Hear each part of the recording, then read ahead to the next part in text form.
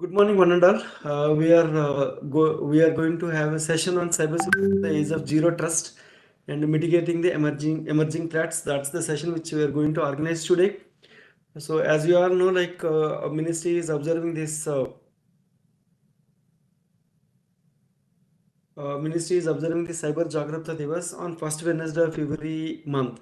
Ministry of Electronics and Information Technology, Government of India is observing the Cyber Jagrata Divas on first Wednesday of every month in a virtual mode, because we have to cover ministry officials as well as other ministry officials as well as organizations which are under the MIT. So that's the reason we are organizing in the form of virtual mode, right?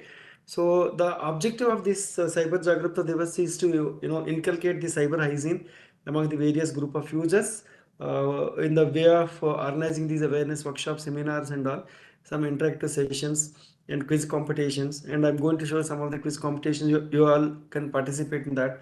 And what are the best practices and case studies, wherein the speakers are going to share some of their experiences in the form of best practices and case studies, which can be taken care as part of our professional as well as personal life, and highlighting the cyber hygiene practices as part of the session in the professional life. So these sessions we were doing since from 2023 onwards on various aspects. So that's the reason today we thought we look at different session to all the employees. So the target audience could be officers from IT and its organizations, and other officials, other ministry officials also can participate in this session. So exposure to some of the common threats, common threats which include the cyber crimes, which can emerge from in the form of phishing, where malware attacks or whatever is misuse of passwords, financial frauds, you know using social media accounts. So these are the in and out, we were hearing so many aspects from last more than I think 6 to 8 months. Investment frauds are in very high, and the digital arrest is also very high, in spite of the government of India efforts, like ministry efforts. So things are happening in that direction. But unless and until, as an individual, each and every individual is responsible to safeguard their own cyber security aspects, like how we take care of our life. In the same way, we have to be take care of our cyber security aspects also, our process when we are using these IT and communication devices kind of thing. Okay, provide knowledge on safeguarding the digital devices. I think that today that part we are going to cover some of the aspects we are going to cover as part of our today's session. And managing the security and privacy of individuals and organizational context. All the employees are there as an individual, somewhere or other, we're all working. So each and every individual is equally responsible to safeguard their own information and their own earned money. And at the same time, organization is also equally important, and more than the personal, organization is also important for us to safeguard that organizational interest and their organizational security also, right? So to organize these awareness sessions, like we were doing under the program of information security and education awareness, and it's again a program of Ministry of Electronics and Information Technology, Government of India program. Under the ISCA, we are organizing these programs. So ISCA, ISCA phase 3 is focusing on four important aspects. So one is generating highly skilled certified cybersecurity professionals in the form of CISOs, deputy CISOs, associate CISOs, and all. Every ministry, department, and every organization have their own CISOs. To build their capacity, to increase their capacities, like we were organizing these capacity building programs under the first vertical, so that people can equip skills and they can perform their activities properly. And we are also offering these BTech, MTech, and PhD level information security courses across India. So more than 50 plus institutions are there as part of this project implementation at nationwide, and strengthening the research and education in information security, right? So for this activity, under this activity, we were organizing many boot camps, hackathons, and innovation fairs and all as part of this activity. And important aspect is cyber aware digital nagrik, which is a mass awareness program. Under the mass awareness program, we were doing so many activities, in the form of awareness workshops, webinars. So this is one such kind of thing. And awareness weeks, It is a week-long program. We are associating with the police department in the states, and we are organizing these programs. And we are also using heavily the print and electronic media to communicate this message, so that people can listen, and some of the people can listen and get benefit out of it at least. And we're also educational programs, like we were using the YouTube channel and all to promote the safety and security awareness. And mobile app cyber fitness app is there, so you can download and you can make use of that app as part of as part of your things. Every day, like, we are uploading a latest content in that thing. And we are having a website, posters and all, as part of the to address point number one, like we have the point number two. And third, like, most of the organizations, most of the things, like, once the awareness session is are over for 1 2 hours kind of thing, so what next? So if someone wanted to continue their education, so we have come up with these small learning courses. It start from kid, student, woman, employee, teacher, whoever it is. For all those people, like, we are having different courses. I'm just going to show those things also. So this is the portal which I'm talking about, Stay Safe Online, which is a portal, which is awareness portal. You have n number of things like awareness topics, learning corner, awareness resources, IAS ambassador also we have started. So people can join in the ambassador program and complete the course. And you also can go and organize the awareness workshop near you, near our area. So many ambassadors are there with IACA, and they're doing an excellent and tremendous job in the at grassroots level. Right. So these are the some courses. These are the awareness resources, and we have fitness assessments are also there in our portal under the learning corner. You can just go there and you can check how far you are there, how fit you are in that particular aspect of it. For example, if we are all using email, so we always feel like we know most of the things, but you check your knowledge, how far you are there. So such kind of things are there. So as I told you, like, to reinforce cyber hygiene, cyber security, privacy for a digital Nagriks, we are come up with these courses. These courses are on live, so all the employees can register there, can complete this course, so that you can get a good amount of knowledge in the cyber security domain as an individual. And if you want to continue the cyber education, as I told you, like, we have associate deputy CISO kind of courses, wherein you can enroll to those courses and you can complete, so that you will get a good amount of knowledge in that direction. Right. This is the ambassador program. Any individuals and organizations can join as part of our program, and organize these kind of quizzes. Whatever the support we wanted, like, we are going to extend the support through our portal. And you also can either videos, PPTs and all such kind of things, we are going to share it with our ambassadors, and in turn they will go back and organize these awareness workshop in their community area. It could be a school, college, community, wherever it is. Okay, so these are the various things which we are doing under the awareness program, and you can just log on to the staysafeonline.in and you can access all such kind of activities, right? So to deal with today's session, we have with us Dr. Muralidharan N, who is currently working as a scientist in the Resilient Information System Engineering division of CDAC Bengaluru. He received his PhD.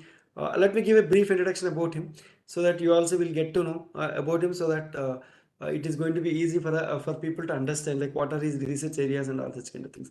He received his PhD in the network security domain from the National Institute of Technology, Trichy, and a master's degree in NIT Calcut. Right, he has been working in the network security domain for past 20 years. During his period, he has been involved in research development, capacity building, and critical infrastructure management, in incident analysis and security audit activities kind of thing. He has been working in the different government funded research projects in the security domain at various capacities, including the chief investigator, co-investigator.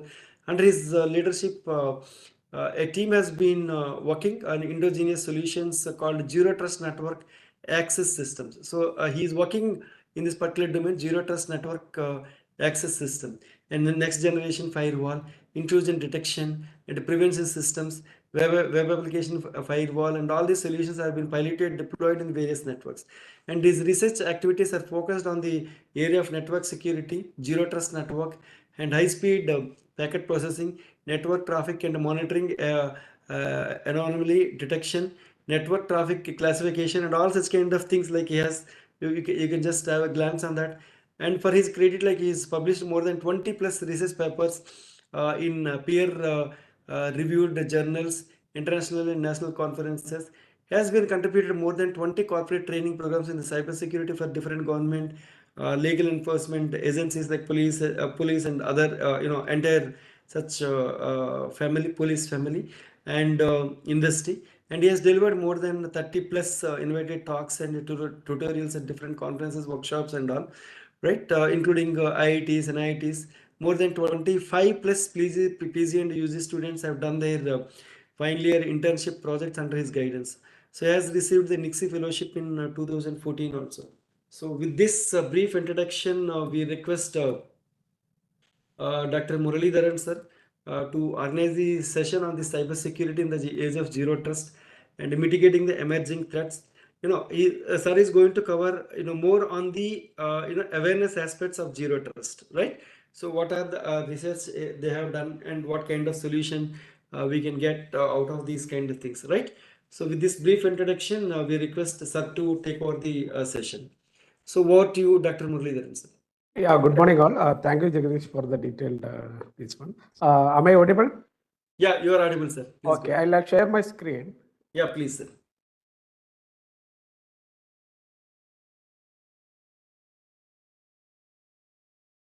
The screen is also visible, sir. You can continue the session. I think you're seeing the screen is a full screen. Yes, mode. yes, okay. Yes, sir. Yes. Okay. Yes. Good morning all. So this topic is cybersecurity in the age of zero trust, mitigating the emerging threats. So this is a brief outline of the session we are covering today. Just brief an introduction, then perimeter security, and what are the limitations of perimeter security, and then we'll move into zero trust and the details about that. So while moving to the basic introduction, I'm sure like all of you understood this, but still just for a brief part, we have a CIA triad: confidentiality, integrity, and availability. Confidentiality means we want to protect the information from a disclosure to unauthorized party. So this is mainly related to encryption and all to protect the confidentiality. And integrity, we have somebody is modifying the content in between, then it is a tampering on integrity. So we'll take the hash value and the related things for protecting the integrity. Third part is the availability. So those who are authorized to access the service, it should be available whenever it's requested or whenever they're accessing. So these three are the major part once we are discussing about the information security or cyber security. It should be protected, it should be tamper proof, and it should be available. So these three angles will come into every part of the cyber security area. So we'll deal with this in the cyber security part. So once you are going to the attack and related part, this is the keyword generally we'll use. I'm sure I all are understood this part. Still, for the sake of the putting this as a intro part, I just added this keyword. Vulnerability, we already know vulnerability is nothing but a weakness present in the system. It can be a single weakness or multiple weakness. So this weakness can create some issue, like as we mentioned, like CIA, confidentiality can be tampered, and integrity or availability or non-reputation. Those things can be breached because of this weakness. So this weakness can be present in the multiple side. For example, if you're taking a system, it can be in a typical software engineering mode. We have a SDLC lifecycle, software development lifecycle, where we'll have a user information gathering, then designing, development, testing, then deployment, maintenance, and all. So if we see this complete ecosystem, the weakness can be present in anywhere. Your design can be weakness, or development can be a weakness part or vulnerability. The deployment have its own vulnerability. Then finally the maintenance and those things also have some vulnerability. So as a security expert or as a person who want to protect the environment, our basic interest is to identify the weakness present in the system. The reason is like the slogan in security, we are as strong as the weakest link. The meaning of that, like whatever strength you have, that doesn't make any sense if you have a single vulnerability and somebody can exploit it. So that is the meaning of this one. So instead of looking for the complete strength, we want to look into the weakness also, because through that weakness, somebody can exploit it. This is very general in any environment. For example, if we take a sports activity or anything related to that, the opponent team is try to attack our point, because they don't want to test our strengthness because the time is limited. They want to beat the opponent team. So they will check what are the weakness part. Yesterday we saw the match between Australia and India in Champions Trophy, right? So finally we win. That type of activity that will be immediately example for this weakness, how it can be addressed, how it can be targeted, those things. And another example, suppose if we are sitting in a very what you call high proof means concrete proof wall under. Suppose if the window of a glass it is breakable, then that is the weakest link. So whatever strength the other area doesn't make any sense because this weakness can be exploited by somebody. So this is asked to us in the digital system also. So that's what this typical example we'll get in this strings in any weakness part. The attacker will not try to check it the strongest link. They will check in the weakest link because that is the easy part. He can target it. If that weakness is very vulnerable or if that vulnerability is there, then it can exploit it instead of looking for the strength part. So this is the core part of any security things. We are as strong as the weakest link. This is applicable in the current scenario also, because if you just imagine an organization, they are putting a lot of investment for getting the new device, latest device, updated device and all. But that doesn't make any sense if the person who is managing that itself is some what you call put as very low password or those type of things. So this indicate like we should take care of the entire system and identify the weakest link, and then we have to protect it or we have to strengthen it. Now, to the current context of this discussion, we are discussing about the zero trust. For the sake of what you call define the trust and just put this definition, it will be a very generic definition. It will not be specific. The confidence, one element as in another, that the second element will behave as expected. This is, we'll call it as a trust. If you see the image in this, it's based on the trust, right? Because it's trusting by both entities here. If one is trusting and the other one is also means the person who is hanging is trusting the other person, and the similar things is happening in the reverse also. So this trust is a confidence basically in the general term which we have to other person. So then in the digital way or the physical world, if you see this one, if someone is knocking our door, do we treat them as a trustworthy unless they seem suspicious? This is one part, because suppose a new person is coming and knocking to our door, will you open the door? If you are opening the door, then we are to some extent we are trusting that this person will not do any harmful to us. So that type of trusting we'll call it as implicit trust. So this keyword have a lot of what you call in the subsequent slide we'll use these keywords. So that is known as implicit trust. But at the same time, do we assume like anyone could be dangerous and then we'll take a preventive action based upon the time, then we'll get more confidence? That type of thing is known as no implicit trust or zero trust. This is a simple what you call generic definition I can give. So if somebody is knocking our door, we treat them as a trustworthy unless they seem suspicious. Once they ended, they're doing some misbehavior, then we will say like he's not trusted. That is one way. Other one is like don't trust him first. Then if based on his behavior on analysis, we'll allow them based on the trust value or what you call confidence we are getting in that person. So now we'll move into the current way of our protection. So this we'll call it as a perimeter security. So in the physical world, if you have seen these ancient forts and this is Castle and Moss model. All the critical part we are keeping inside of this core part of the area. Okay. So suppose somebody is coming from outside, they cannot enter it as easy because a lot of hurdles are there in between. So there is a wall, then there is a water body, and in that water body there are some crocodile type of things. So he cannot simply enter into this area. So this is the ancient way of protecting some of the code part, Castle and Moss model. So this model we can mimic into our digital world also.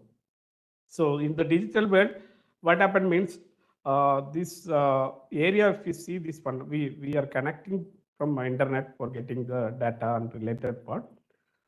And we have a LAN, local area network.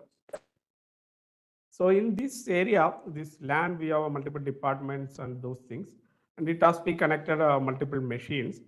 So same time we want to connect to outside like internet for getting some data. So what the way in which what we are doing, like there are some devices we'll place in between. So basically we will put a firewall, then intrusion prevention system and all, just to cross check if somebody is coming from outside, they are valid or not. So this is just like a typical scenario in our organization gate. There is a security person is sitting. He'll verify with, for example, our identity card and those type of things. He'll verify the person is authorized to enter in that area. Once he's ended, then you don't have any monitoring part or any control on those movement.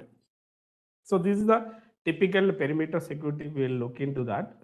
So in the perimeter, we'll put all the boundary conditions and what you call filtering. Once it is crossed the perimeter, then movement is easy. So whether it is a malicious entity or whether it is a malicious packet, all those things, this movement will be easy once it is ended. So this is the typical way of for earlier protection of our security, like we'll call it as perimeter security. We'll have multiple device, including firewall, intrusion prevention system, then web application firewall, all those devices we'll place. So in the gateway, we'll have the device like IPS, VPN, UTM and all. In the host machine also, we can put antivirus, desktop firewall and device control, host IDs and all. Okay. So this approach, basically our interest is to protect our organization network, right? So in that case, what we are doing is like, the basic assumption is like anything outside the perimeter, it is not trusted. It is considered as a non-trusted entity. But anything inside the perimeter, for example, in the LAN, if you see in this diagram, anything inside this perimeter, we can have an implicit trust.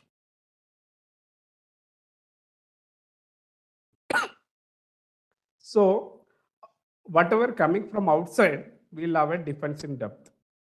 We'll have multiple layers of protection. Once it is going to a multiple layers of protections, we'll have devices to protect it. For example, firewall will check the header, then intrusion prevention will check the content part, behavior-based model analysis will be there. All those things will be there in the perimeter.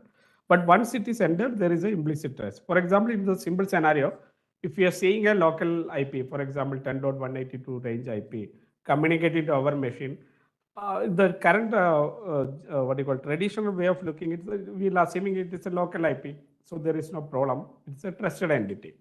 So that trust we'll call it as an implicit trust. This is the same way what we discussed in the first part. Somebody is knocking the door, we'll assume he will not do anything harmful, so we'll allow him. That is an implicit trust. So the perimeter security approach basically working with the implicit trust. Okay. So then the issue with the perimeter is like, suppose once it is compromised, compromise can be happen in multiple way. So suppose somebody is sending a malicious packet or spoofed IP, whatever way we are compromising the perimeter, the malicious entity is inside. Okay, so then since we don't have any more checking here, because it's an implicit trust zone, we don't have much checking here because it's an inside entity. So we will allow them to access it. So this is a typical way. So once we allow them to access it, we can see this red line, it is affected part. We will have a lateral movement. Lateral movement from means one machine to another machine, you will have a easy movement without any further checking. So this is one issue with the implicit trust zone, because once it is inside, then this movement will be easy. Once the movement is easy and nobody is doing there any monitoring and what you call evaluation and filtering, then attacker will have an easy walkover. So he can just move from one machine to another machine. So this is one issue with the current way of what you call perimeter security. So the core problem here is that trust can be the vulnerability. So this is an important part in any perimeter security. If the trust is the vulnerability, that is more difficult to address because it is already a implicit trust zone. If somebody is doing a malicious part or malicious activity within that trust zone, it's purposefully it's a vulnerability. So I just put these slides to get the normal scenario like this. You might have read this one like Julius Caesar from Shakespeare. So that if the trust becomes the vulnerability, then it will be most what you call catastrophic effect it will create because it's a Brutus was one of his friend, then he's attacked of Julius Caesar. So it's an internal attack. He's trusted that person, but finally attack came from there. And that is the complex part. So once the trust is vulnerability, the current way of perimeter security that can be possible because there is an implicit trust zone. So in the implicit trust zone, if somebody is coming and doing some malicious activity, since we don't have multiple checking or authentication or authorization, that can be created more complex attacks and vulnerability can be exploited by the attacker. So this is a perimeter security issues. For example, here if one machine is affected, it will have a lateral movement and that lateral movement will be continued for the entire organization network. And some of this will be compromised and further the entire organization network can be compromised, network or application or device. So we cannot go into this model in the current scenario.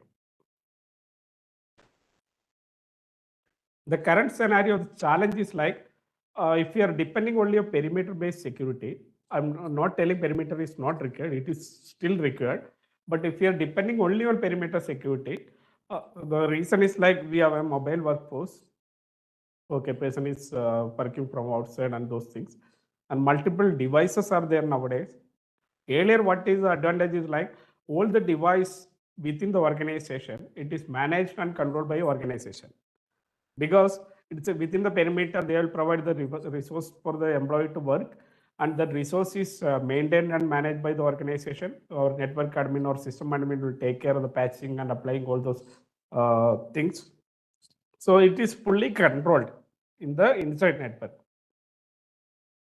But in this current context, because of cloud-based services and all, the resources are not owned or deployed inside the organization network because it can be outside the organization also. We'll discuss that part. So the dependency on the perimeter for protecting the organization network, it is not valid in the current scenario or it's not effective. Okay. So we'll take an attack scenario from the network point of view or in the organization security point of view with the perimeter. The sequence is like an attacker sending a phishing mail to an employee. He's sitting in the corporate network. So he's an unprivileged employee. He doesn't have much privilege, but he's getting a phishing mail. So then that mail, if you're opening some malicious code can be there. So it is compromising that particular device. So once it is compromised, then the code will search for the lateral movement for other machines, other privileged machines. So this lateral movement will start from there because from 3 onwards, it is checking the corporate network or organization network, and it is checking for the privilege data or privilege access. So once the privilege escalation will happen, it will get the credential also. So it will go to the applications which is deployed in the data centers. And finally, from there, it will get the production data, and data can be exfiltrated or data can be used or like our this one, it can be encrypted, then ransomware type of things can happen. So this is one typical attack scenario. We'll get a phishing mail or similar things and malicious code. And once it is clicked, it will be part of the organization network, this entity, and it will have a complete what you call lateral movement possible. So once it is moved within the organization, it can be go to a different type of privilege escalation, and all those things will happen. So this is the complex part. I'm not telling every time this will happen because if you are taking a protection on different levels, it will stop there. For example, privilege escalation, if we already addressed, then lateral movement will happen, but the privilege may not be compromised. So, but this is a sequence generally we'll see once an attack is happening, right? So now we'll discuss the second part, like if someone knocks our door, do we assume anyone could be dangerous until prove otherwise? So this is the second part. So we'll go into a different way. Instead of trusting or instead of having an implicit trust, can we verify first, then trust it? So that is what the core concept of zero trust. So our assumption is like the system is always hostile. It's a compromise. So if you are going with that assumption, then there is no difference between internal and external network, right? Because our earlier assumption on the perimeter security is like anything outside the perimeter, it is untrusted, and anything inside the perimeter, it is the implicit trust zone. But in this case, if you see, we are not assuming anything is trusted or non-trusted. Everything is untrusted way. So there is no segregation inside or outsider. Like everything is compromised. That is the assumption. So don't trust anything or don't have any implicit trust on anything. Depend on the interaction and those things, you can get a more confidence. So then you can provide a more access. So here the difference between earlier one is that earlier case we are mainly looking the login and password. Once the login and password is valid, we will provide the access. But in this case, it's not only login and password or user credential, which device is accessing for which device is using for accessing that resource. That is also important, because if that device have a vulnerability, then through that vulnerability somebody can exploit it, because we already know like we are as strong as the weakest link. The user may be very authenticated user, but if you're using a vulnerable device, then through that device vulnerability it can be compromised. The system can be compromised. Then the network flow, the data transferring between this one can be also compromised. So in the zero trust way, we want to authenticate and authorize these entities. First one is the user authentication and authorization, device authentication and authorization. Then application side, if you're going that also, finally it is going to data. So all those components has to be authenticated and authorized properly. Then another part is like earlier, if you are putting a firewall rule, that rule will be there for a longer period. And once the administrator want to do some changes, that time only it is going to change. Here, the policy should be dynamic. Dynamic in the sense, suppose once you identify some attacker is, or somebody is doing a brute force, is trying to keeping on logging from one machine, then immediately you can see like this IP address or this user is trying to access multiple network. So next access don't give any access, or you can terminate him immediately based on the firewall or policy. So if you are getting a multiple request from a user, which is a invalid request or it's a brute force type of things, take a dynamic action. So that is one policy you can set. If you are getting one request from a user or a brute force type of connections, don't allow it. So that policy can be done. So then it can be immediately placed. So the crux is like no user or device or application should be trusted by default. There should not be any implicit trust on the user or device or application. Okay. So zero trust doesn't mean there is no trust, but it's indicate like there is no implicit trust. Okay. So here, if you see this one of zero trust access, if you are considering the earlier traditional model of security, this move from the perimeter approach. Perimeter is protection is only in the perimeter. After that, means if somebody is crossing the perimeter, it can go to different entities. But here, we are assuming like perimeter is compromised. Sorry.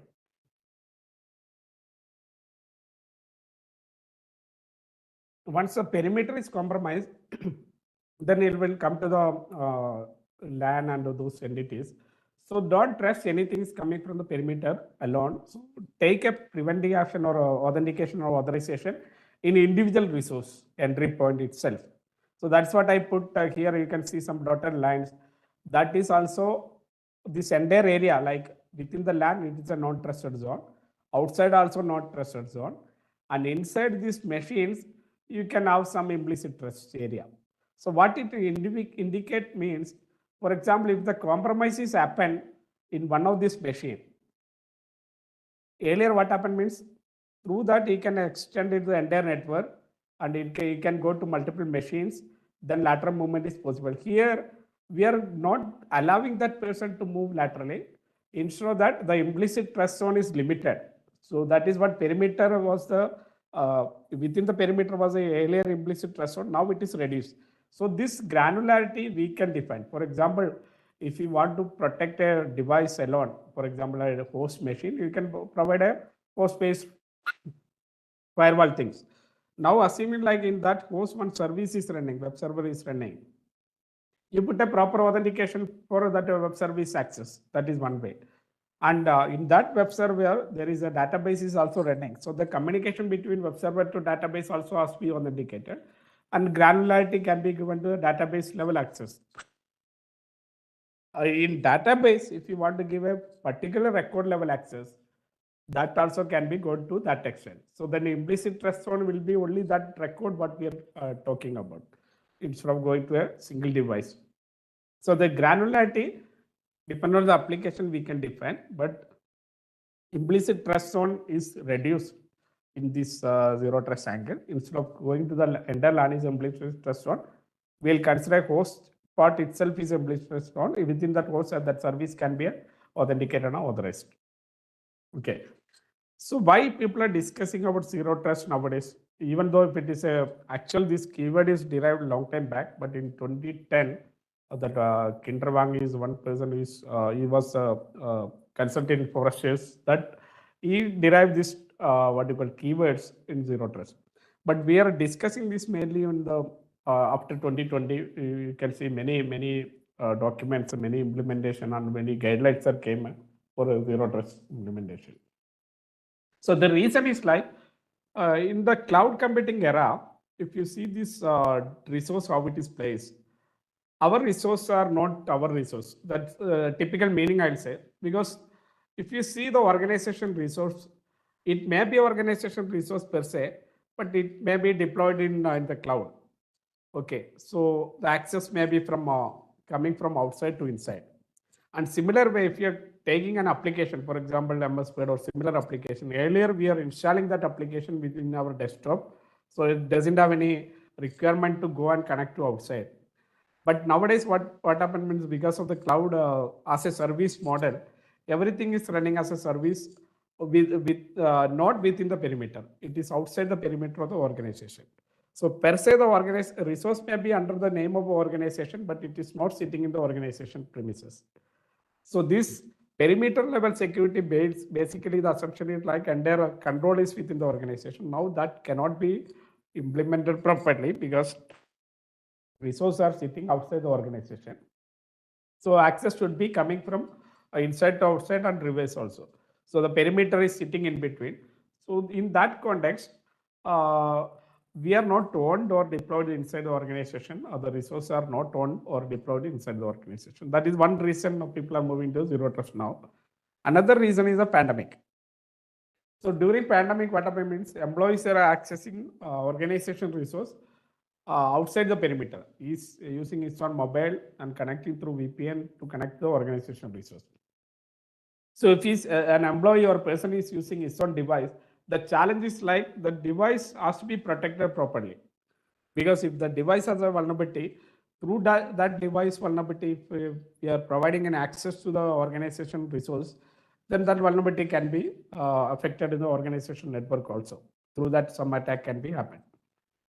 So this pandemic also created some what you call use case in the zero trust. That is one of the reason this mainly discussed in after 2020. So all the work from home, those type of environment, user is sitting outside the perimeter and he is using his own device. You want to access the organization network outside the perimeter. So that is one challenge we want to address. Based on the perimeter alone, it cannot be protect the organization network fully. Okay. So the zero trust access basically it shifts the emphasis from the perimeter of the network to a discrete application and service within the network. That's what I told. So this perimeter is one part. Still, firewall, antivirus, or intrusion detection, prevention, everything is valid in the gateway level. But once it is moving to the organization network within the LAN or within the organization network, it should be authenticated and authorized properly. And that is for each application and service. So earlier we'll just provide an access to IP address that doesn't sufficient in the current day. That IP address is one part, or the machine's IP is one part. And second part is like which service is accessing, what is the role of this person to access that service, how much time is required to access this service, whether is want to provide only least privilege, all those things are must be addressed in the zero trust. Okay. So here in the zero trust, user's identity alone should not be provided access. This is one code difference. Earlier, if you're simply considered like IP address, this request is coming from the IP address, it is a local IP, allow the IP. That doesn't make in this zero trust case. So user identity like login name, password, whatever he is using, it will not sufficient. So instead of that, what is the role of that user, and what is the right you want to provide in that particular resource access, how long it is required, and what are the authentication mechanism we have. So take an example. Suppose I am a admin user. I want to get connected to an organization network from outside point of view. So this admin user can use its own credential. Earlier, what happened means if it's the admin corresponding password user, we'll provide the access. Now, what will the extra things we want to check is that this admin user, which device is using. So device authentication is one part. Whether the device have a vulnerability. If that device has a vulnerability, then don't give the full access to him. Maybe a limited access, for example, just give a read access. Don't allow him to change the content because the device is vulnerable, right? So this type of extra policies has to be added in the zero trust angle. So these are additional things we want to use it for authentication authorization for providing an access to the user or resource. So here in the zero trust, the basic advantage is like it supplies strong authentication and authorization standards. Okay. And it will provide a least privilege approach. So this we'll discuss somewhat detail here. For example, only granting the users and device access to the application. Whatever request you are given for that particular resource, only has to be provided access. Don't provide anything extra. That to provide for a short period. Whatever the absolute necessary for that request, only provide that that time only. If you want to extend it again, come and do the authentication next, then do the access. So if you are providing continuous access without the re-authentication, then you will have a complete hold of these resources for a longer time. So in this case, it will be a least privilege. Suppose somebody wants to read only the data, then don't allow me to do any modification on writing option. So only provide access for reading. So that is a least privilege approach. So whatever privilege is required, minimal privilege is required, only provide that privilege. Don't provide any extra privilege. And it will provide an explicit verification of user and device. So this is a user identity and device identity, application and the service management, all those things are required in the zero trust angle. And it will do the whole verification. That is the advantage.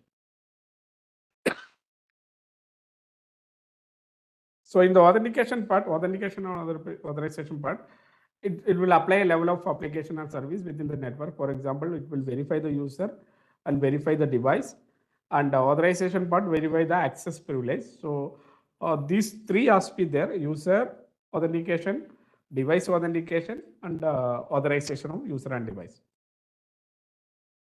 The next part is the continuous monitoring and analysis. This is one of the key factor in the zero trust. It's a continuous monitoring and analysis. I'll just put the diagram. If you see this diagram, in our earlier approach, what we are worried is like whatever coming from outside to inside. Okay, so we'll call it as a north-south traffic. Our entire network monitoring and those monitoring part will be concentrating more on north-south traffic, because outside entity we are treating as a non-trusted entity, and whatever coming from non-trusted, we should have a verification and monitoring. But in this case, if you're doing this part, then suppose somebody is crossing this perimeter and is entering the land, then he can have a easy access. So since we don't have much control on the east-west traffic monitoring, people will or attacker can have a easy access here because monitoring is less. So the continuous monitoring and analysis, we asked to implement the mechanism to monitor and analyze both north-south traffic as well as east-west traffic. East-west traffic means within the organization traffic. Okay. So this east-west traffic monitoring is very important. Otherwise, if somebody is doing a malicious access within the organization, it cannot be identified and detected. Okay. So this, if you simply consider an example, if you go to an organization, for example, I am taking my CGO complex building. They have a entry reception. They will verify the user and all. But once the user is crossed that part, he may be going to a fourth floor. So he can go to any other floor because the lateral movement is possible. Once it is allowed inside, he can go to any floors. But in zero trust, what happens means if he's allowed to go to only fourth floor for a particular room, then any other room entry, it is restricted.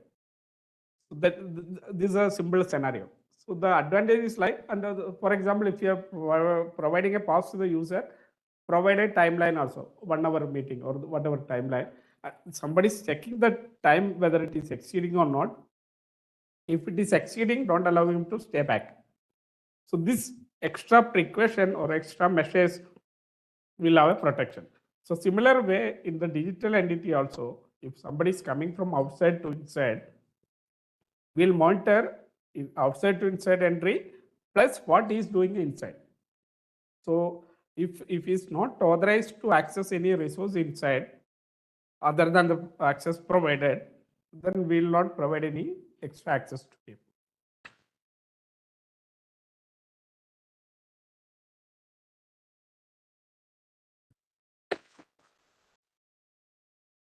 So another concept in zero trust is the micro segmentation. It's nothing but we'll create a segments, whether it is physical or logical.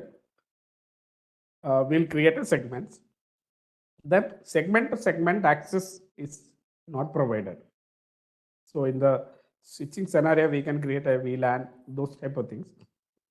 And we'll create a compartments. So that's same example I told. If you are going to an organization, one floor to other floor or one building to another building, if the access is provided, it's not segmented. Okay. If you're restricting the access, then we'll call it as a segment. So if you have a granular level, one room to another room, if the access is restricted, even though corridor is common, but room to room access is restricted, it is going to a micro segment level. So here the advantage is like because of the micro segment, if you see the same example now, assume like some bug vulnerability is there in this particular machine. Okay. We segmented all the machines within the lab.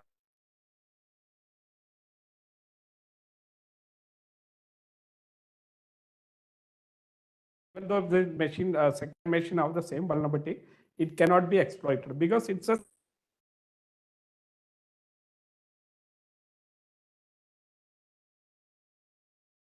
if a bug or a malicious code is running in this first machine, doesn't means it can be exploit the same vulnerability in the next machine because that access is limited.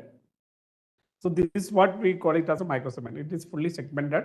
Lateral movement is reduced, and it's in this case it's not allowed because of the monitoring and analysis. We will protect this network. So this is a simple scenario of microsegmentation. One earlier what happened means if something is affected in this machine, it can be scan or analyze the nest and their machines in the lab, and it can be moved that data from one machine to another machine and all that is possible. But in this case, it is limited in the sense we are segmented. So whether it is a data wise or service wise or device wise, this segmentation can be possible. Or in the network level also possible. Okay, one network to another network, somebody is moving, that can be segmented. So the least privilege we briefly touched upon in the earlier case. So here we will provide the users and device only be granted access to the information, application and service absolutely necessary for them to the function. So don't provide any extra access. So earlier what happened means if he's entered into the network, you will get a full access. Okay. So that extra access if you are providing, then you can do the more privileged activity. But in this case, we'll reduce the privilege or whatever the privilege required for a required access, that only we'll provide it. So this is one concept in zero trust, provide a least privilege, and that too for a required time. That is also important. So we need not provide the access for a longer period. Now we'll take some example how we can protect ourselves from the current context by applying the zero trust principle. For a example purpose, I will take this digital arrest. Okay. So what is the root cause of a digital arrest? For example, if somebody is calling you in the WhatsApp or this one video call and say, I am from police, I got a complaint against you, like you are doing something malicious and then we want to do some arrest. So these are general things will happen, right? But in zero trust angle, what we'll do? If you are getting a call, then the first principle is that there is no implicit trust. So if you are getting a call from a police officer, is look like a police officer or is maybe in uniform and the environment will be similar to a police station, doesn't make like it, he may be calling for the police station. So don't trust it. First, don't do a implicit trust on that. First, verify the source. Okay.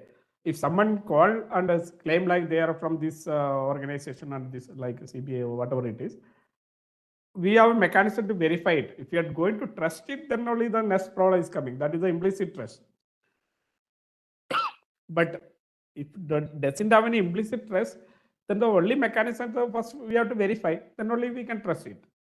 So if someone is going to claim it like I am from this so and so organization, then get their detail like their name, organization and contact number. We can cross check like, so once we cross check and if it is valid, then we can take the further things. But don't do have any implicit trust on that code or whatever it is or this, then we have a implicit means a zero trust way of what you call addressing this issue. So don't trust it first. Do a test first, then if it is valid, then you trust it, no problem. Anyway, this type of arrest cannot be happen in detail world. So any call if you are getting, don't trust it. That is the simplest way. Then the second part is like this type of a digital arrest and or any what you call malicious link if you are getting, they show some urgency for the payment because as an attacker is looking to a monetary benefit. So they will show some urgency to pay the money immediately, whether it is a ransomware or this data or anything similar to that. So if you see the current scenario, like legitimate authority will never demand instant payment, right? So that is another thing. So don't trust that what you call suspicious immediate payment request because it's not a valid case in the genuine case, scenario. The next part is like they will ask some details. So we need not share the personal details if it is not required. So this is the least privileged thing. If they're asking something, then after verification we can share it. But if they're asking some more details, apply the least privileged things. Whatever required, then only we can give it. Okay. So then the last point I just put it like reduce lateral movement in the personal life. How we can do it? It's a simple technique, right? Suppose somebody's got access to one of your account. If you are providing the same username and password or same password for all other account, then lateral movement is very easy for the attacker, right? So the simple scenario, as part of the cyber hygiene, we already discussed this and multiple what you call guidelines are also there. Don't put the same password for different accounts, even though if it is the same means the same person, you change the password for different accounts. So then even though one account is compromised, you don't have any lateral movement to the other account. But if you're keeping the same password and username for all the account, this movement is possible. You can go from one account to another account, social media to Gmail or whatever it is. So this lateral movement can be reduced if you are putting some type of precaution here. Other things like standard way of what you call a strong password, then not put any guessable password. These are the traditional things. But I just put it in the zero trust angle.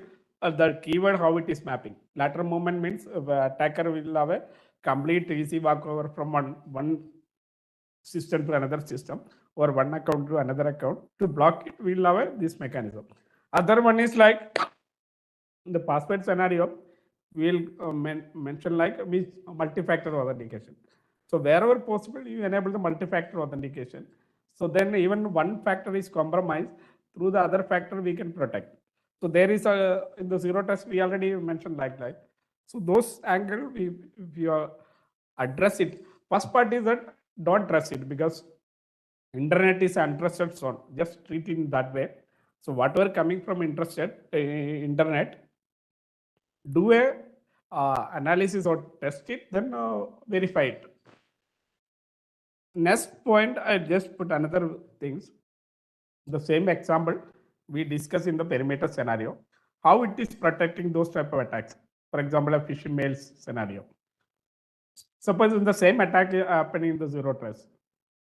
Here, attacker is sending a phishing mail to the employee is sitting in the corporate network or organization network. He is an unprivileged employee. Maybe his account is compromised. For example, if he's clicking that, his account may be compromised and malicious content may be installed in the organization or corporate network. But that content, if it is tied to do the lateral movement for the privilege access or what you call identify the other vulnerable system, then as per our zero trust, lateral movement is reduced, right? So we'll have monitoring mechanism inside the corporate network.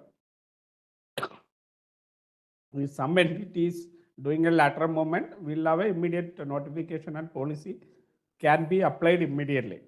So that IP can be disconnected or that request from that IP can be blocked. Those type of immediate action can be there because policy is dynamic in this case. So, sorry, instead of getting all the data from the organization, unlike the earlier case, because earlier case it is going to application and production system, all this data exfiltration, everything is possible. Here it will be limited from that particular affected system alone. So that indicates zero trust doesn't stop all the attacks. Attacks are inevitable, it will be happen, but the impact of the attack, it will be reduced because of the extra measures. And this case, if you see any attacks in the current scenario, you may get a phishing mail saying like an offer is there in this what you call the online market and all. If you clicking it, then it will be a problem. But don't trust that link and verify it. If follow that principle, I think most of the things can be protected. So I'll wind up here. Now we'll discuss. So I just summarized the entire session here. So if somebody is claiming like this is coming from there, we'll have a question like, is it so? Or I'm not believing it. Can you verify it?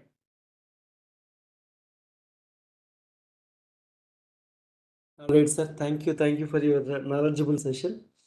And just before to say thanks, and participants, if you have any questions, kindly keep it in the chat area so that we will take it up few questions before we thank our speaker of the day. So how is device vulnerability assessed? Sir, one question. Okay. Which we have received actually from madam. So how is device vulnerability assessed each time during the authentication when granting access to the resource? And what is the latency associated with this process? Yes, 1 minute. I'll just open that session. Can I stop the sharing now? Yeah, please, please.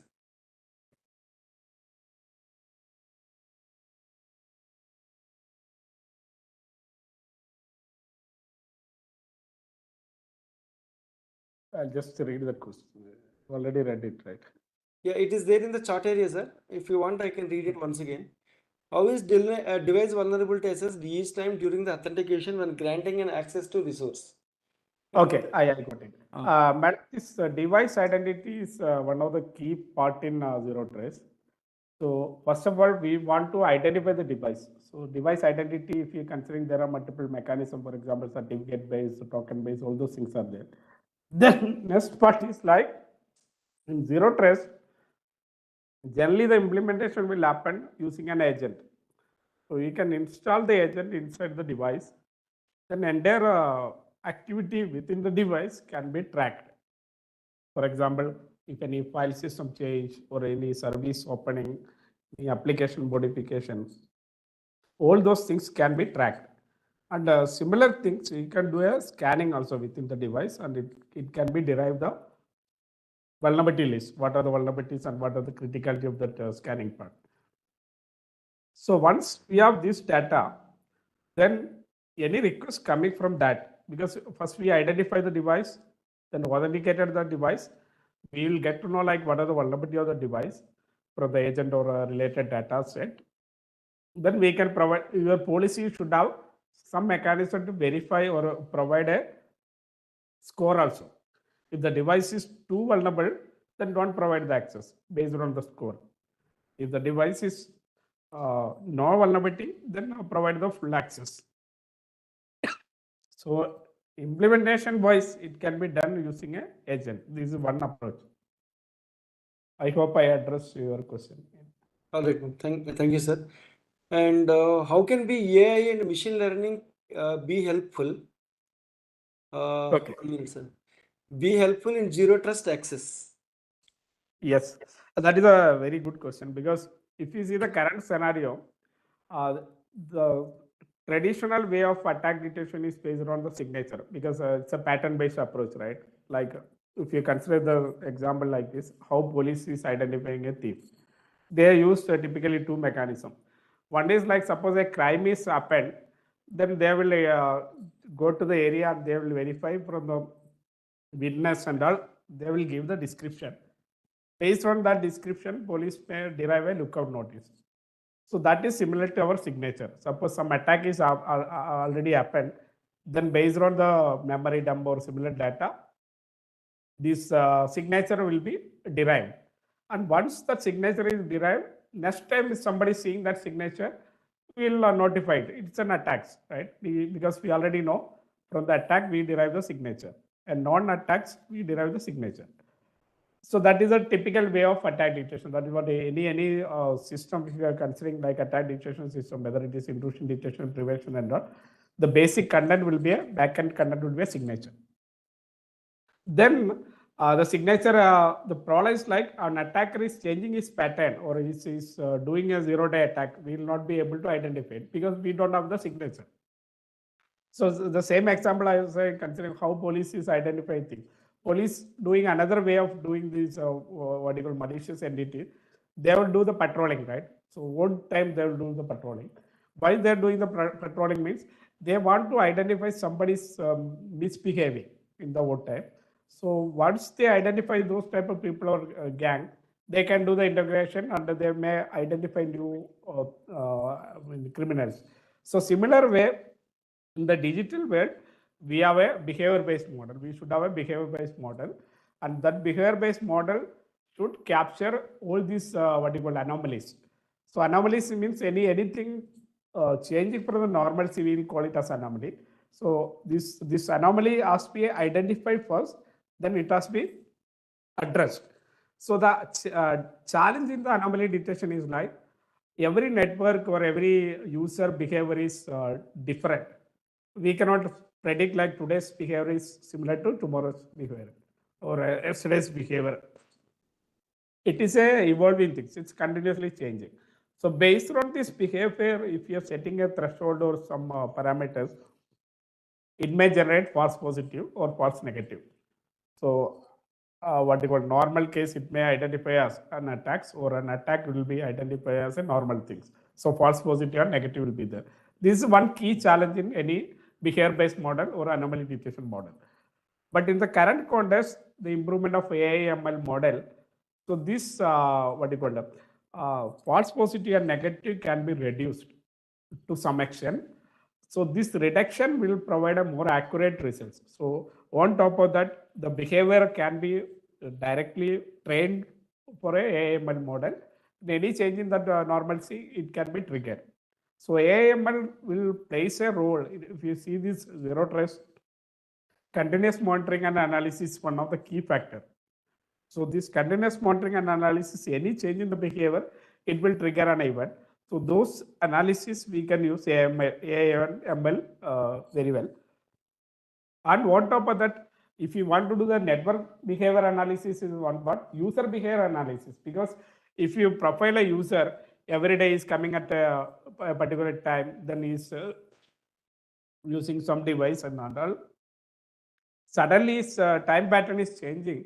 Those type of behavior also you can detect. So that's I'm talking about the user behavior. And the device behavior also. Suppose some device have some particular port, suddenly new ports are opening, all those things. So it need not be only traffic monitoring and analysis, it can be user behavior, then device behavior, application behavior also. Okay. So entire behavior analysis model, this AML have a good role to play to provide a better accurate what do you call events, and based on that policy can be taken or decision can be taken on the fly. I hope it is answered. All right, sir. Thank you, sir. Sir, I think next one more question. Thank you for sharing the informative information. Sir, you have told the use different passwords for different accounts. Okay, you have told that different password for different accounts. So may I request you to share like what should keep in mind to have a strong password? Okay, so this I discussed while we are discussing about the lateral movement discussion, right? So lateral movement earlier we discussed in the network-based lateral movement. Suppose one machine is affected, then it's not allowed to move to a next machine in this same network. But once we are discussing about digital arrest and those type of phishing mails and all, suppose I, as a user, I have multiple account. I may have a Facebook account and a LinkedIn account, whatever things. If I keep all these accounts into the same username and password, if somebody is compromised my one of the account, he can try the same username and password to other account also, right? So literally, it is a lateral movement. Once you identify a user, whatever credential is providing, he can just give a try on other accounts also. But if you are providing a different password for different accounts, this movement is not that easy, because you have to try as a new entity, you have to try for that particular account also. That's what I mentioned. In the lateral movement, if in the personal scenario, we have to keep a multiple password on the account. All right. In just addition to that, sir, I think as sir was asking, how do we remember the different password for different accounts? Yes, that is a challenging part. That is a challenging part as sir was mentioning. But what we propose is passphrase. Yes. For example, everyone like for example, in my case, never judge a book by its cover. So that can be changed as NJ@66 exclamatory C kind of thing. So this if you keep this password, guessing this kind of password, it is it will take a longer time. Yes. But how do you remember this many number of passwords? Different passwords for different accounts like bank accounts, email accounts, and all such kind of things. It may be difficult, but how do we remember those things? This is one. For example, I like maths, I like physics, or I like to go to my office in a bike or a car. So such kind of things, you can make your own sentence. That sentence you can make it as a password. And if not all such kind of cases, at least everyone likes one song at least in their lifetime. You might be liking one song in your lifetime. At least take the first word of that song and try to convert as a password. You might be forgetting the password, but you never forget the song, right? You can recollect the song and rephrase that password, and the password will be remembered. Right now it is mandatory to change different password for different accounts at any point of time. If you're not changing it for 3 months, it has to be changed. Otherwise the bank, otherwise the account itself won't allow. Yes, So you yes. have to have different password for different accounts to remember multiple passwords. Again, like people are suggesting use you can use password manager and all such kind of things, but personally we won't agree. If it is a paid, we will encourage to use it, but if it is a freeware kind of thing, never ever save any of your password in the password manager kind of thing. So try to remember these passwords as part of your daily life. So to do that, like try to use like which are the words you use or which are the songs you like. So that song, the first word of the song can be converted as a password and remember it for longer time. So this is one way of addressing your passwords for different accounts, right? So I hope, Yes, Jagdish, yes. this will Another helpful. thing is like you can create, keep some common part, but it depend on the account that remaining part can be changed, right? Instead of giving a Correct. same password for everything, if you have multiple mail account, each mail account first part or some part can be common, and then you will be able to remember that part. What remaining part it can be dynamic. Correct, sir. Correct, sir. Another thing I just want to mention, like the micro segmentation part, since we are discussing about cyber hygiene, this is my personal suggestion. So, if you are connecting your mobile and desktop, everything in a single entity, so then we are not doing a segmentation, right? So don't connect your mobile to your laptop. So that is one way to the micro segmentation. So whatever affecting your mobile will not move into the laptop. But I am sure that practically it is difficult nowadays. Everybody is using WhatsApp and those things in the desktop and even in mobile, right? So Correct. any vulnerability in your mobile, it can be get affected in the laptop also. All right. Instead of that, if you keep these two entities separate, then it is an example of segmentation, micro segmentation. Don't connect your mobile to laptop. Yes, I think that we will take the last question, sir. Sometimes from a trusted WhatsApp group, we are receiving files that shows that harmful to the device, that is for mobiles. What should we do in this case? We should ignore that files or what to do? This part I'm not sure what you mean by trusted WhatsApp group. It's okay. I'll just That- address it. Thank you, sir. Thank you so much. Madam, as you rightly said, like nowadays, like what are the PDFs which we are getting on WhatsApp or any this thing? So the moment you try to open, like you are getting a pop-up saying like this, it is a malicious to, open that file kind of thing. So to address, that way, like in WhatsApp, every day morning to evening, we'll get n number of images and n number of videos, and we never knew whether any image is carrying any malware or a virus or a spyware kind of thing. We never knew, right? So better to address such kind of issues. So we strongly recommend each and everyone to have a good antivirus on your device. That doesn't mean that antivirus will give you the 100% protection, but something is better than nothing. And that antivirus will protect you. And if there is a harmful, and it won't allow you to open also, it will alert you. Then you should, scan it and open it. So that is only the reason, like you always say, if you receive any file, either it could be a JPEG or it could be a PDF or it could be a Word document, scan that file and open it. So till then, don't open it. And still, if it is throwing any such kind of error messages, so try to ignore that message. And since you said like it is a trusted number, you call that person, find out like what file you sent, right? That is one way. Second thing, good to have good antivirus on your system. And again, it is not that cost effective, right? If it is entire family goes for breakfast, you will be spending some good amount, right? Thousand, I don't know, like what are, based on our limitations, we will be spending. So it is less than or equivalent to a 1% breakfast. For example, if you want to purchase any good antivirus for your mobile device, it is less than or equivalent to 1% breakfast, right? So that kind of tools which are available in present market. But again, don't install any free and open source antiviruses kind of thing, right? Try to spend good amount, because like you will be using your mobile phone everything. For you, you are doing online transactions, you are making UPI transactions, and you are sending money and booking tickets and all such kind of things, and you will be receiving n number of files, images, and all such kind of things. We don't know like whether the mobile is safe or not. So to come out of all such kind of issues, good to have good antivirus on your mobile, so which is less than somewhere around 200 to 300. And I think like when you are spending 10,000 rupees or 15,000 rupees for a mobile phone, so this 200 rupees is not a big deal to invest to have good antivirus. So that is one thing.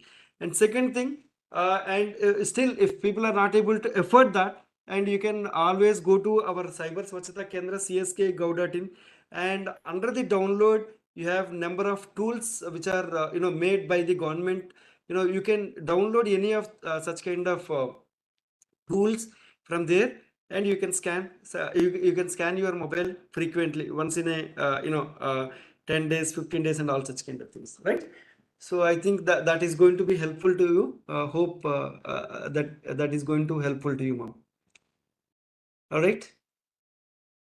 Any other questions? Fine, sir. Okay. Antivirus. Okay, fine, sir. Use paid antivirus. Yes, paid antivirus is always good. So we never recommend any free and antiviruses for any of those people. Like if the service provider is providing, you can believe. But if it is a third-party antivirus which is freely available, never ever believe such kind of things. Thank you, ma'am.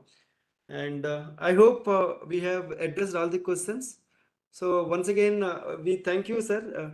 From which website we can download the tool? You can just go to csk.gov.in, sir. www.csk.gov.in. There you have some, it is not purely antivirus. It will, you can download that bots, and you can scan that, entire device. And if there are any issues, it can alert you, right? So that is one you can do it. I hope Akshayji, like we were talking about csk.gov.in, which is a website like where you can download all the freely available tools, right? There also we have done. And yeah. So, Jagadish, Yes, sir. this Karunagar want to ask some question is. Okay, please, sir. Please, sir. Please. What is one question? Yeah, please tell me, Karunakaran, sir.